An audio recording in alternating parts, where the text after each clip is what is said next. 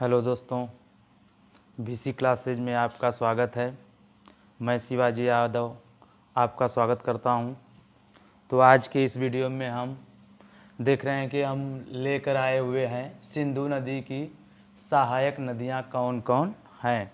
तो इस वीडियो में हम यही लेकर आए हैं कि जो सिंधु नदी है उसकी सहायक नदियां कौन कौन सी हैं।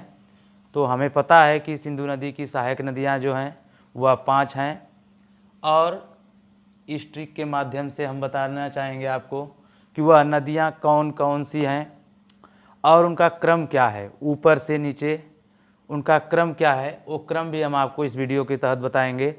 तो आप अगर मेरे चैनल पे अगर नए हैं तो मेरे चैनल को लाइक करें, सब्सक्राइब करें और अपने दोस्तों में शेयर भी ज़रूर करें। तो आइए दोस्तों, हम देखते हैं कि सहायक नदियाँ कौन कौन सी हैं और किस क्रम में हैं। तो इस वीडियो में हम देखेंगे। तो सबसे पहले हम देखेंगे कि यहाँ जो लिखा गया है झेला चुनाव रवि व्यापार समाप्त। तो यहाँ हम देख रहे हैं कि इस ट्रिक के माध्यम में यही लिखा गया है कि झेला चुनाव रवि व्यापार समाप्त। तो देखते हैं क्या होता है इसका। झेला का मतलब होता है, झेला का मतलब है झेलम नदी, झेलम नदी। आगे हम देख रहे हैं कि लिखा गया है चुनाव, चुनाव का मतलब है चिनाब नदी, चिनाब नदी। आगे है रवि, रवि का मतलब है रावी नदी। आगे देखेंगे व्यापार, व्यापार का मतलब होता है व्यास नदी, व्यास नदी। लास्ट हमारा शब्द बचता है समाप्त, समाप्त का मतलब होता है सतलज नदी, सतलज नदी। तो देखिए कितना बिल्कुल एकदम सरल है और कितने सिर्फ 5 शब्द में और 5 नदियों के नाम भी छिपे हुए हैं।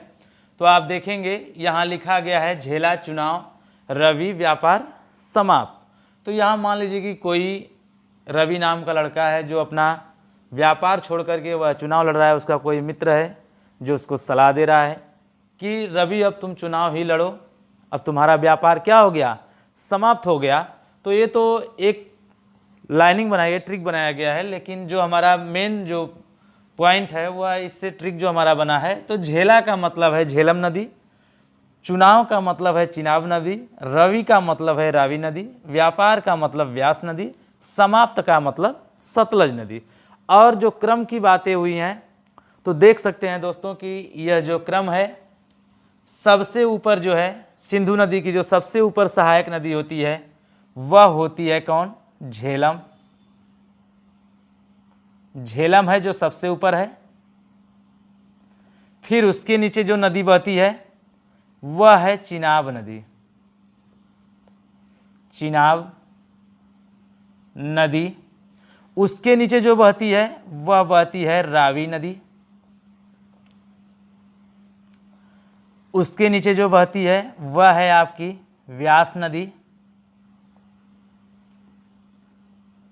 और जो सबसे नीचे इसकी सहायक नदी है उसका नाम पड़ता है सतलज नदी, सतलज नदी। तो देखिए बिल्कुल क्रम से है एकदम, बिल्कुल आपको ऐसे लिखने की कोई आवश्यकता नहीं पड़ेगी क्योंकि यहाँ जो दिया गया है ट्रिक बिल्कुल सीरियल से दिया गया है।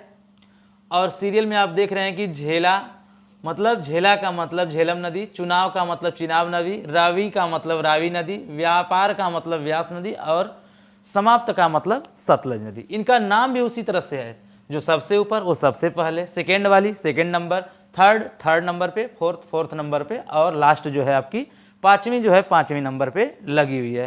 तो दोस्तों आज के इस वीडियो में बस इतना ही है और आप ज़रूर जो है कि मेरे चैनल को सब्सक्राइब करें, लाइक करें, शेयर करें अपने दोस्तों में ताकि अधिक से अधिक इसका लाभ लोग पा सकें।